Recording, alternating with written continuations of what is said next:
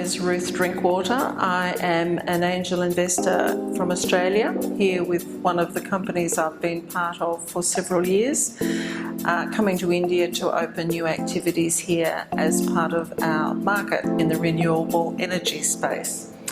I have been involved with startups and worked with well over 100 over the last 15 odd years, and worked with them as mentors, as an investor. I've raised capital for them, helped them with their positioning of products, and learned a lot of lessons on the way.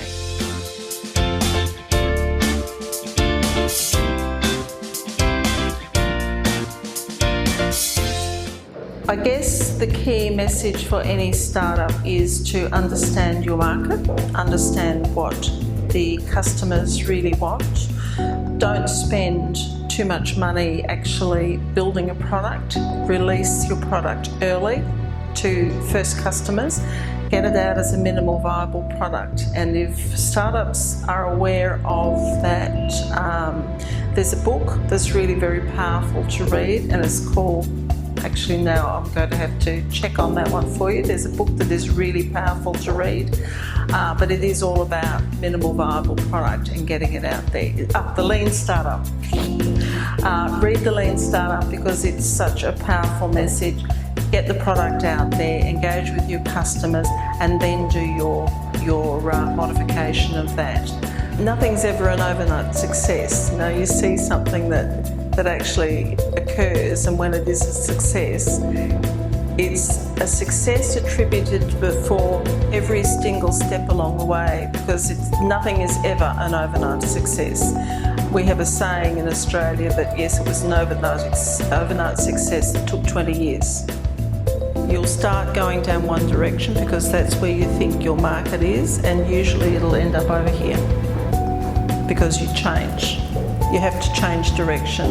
And another key message for entrepreneurs: pivot. If something doesn't work, move.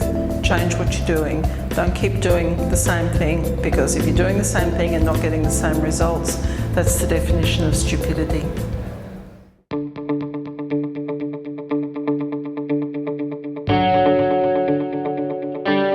The hardest job is to raise capital for any company. The easiest capital to raise for a startup is revenue. So if you can get a customer to pay for it, absolutely tick number one.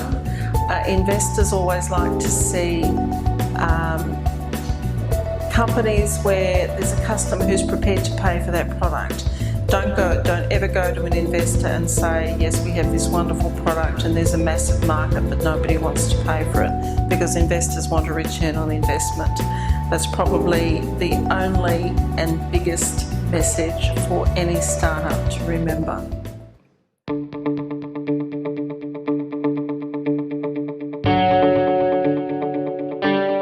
I actually think it's really vibrant, it's passionate.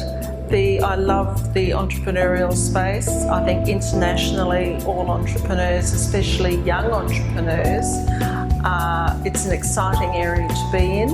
They are very intense in what they want to achieve. They're full of drive, and I think that's something that young people today are showing far more than in the past.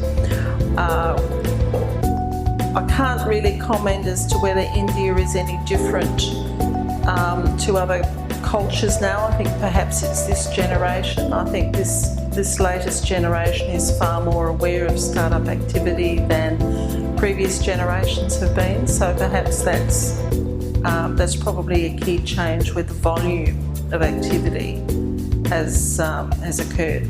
Oh, another thing that's probably wise, because of the volume, if you can find people to partner with rather than reinventing the wheel, that's always a good thing to do.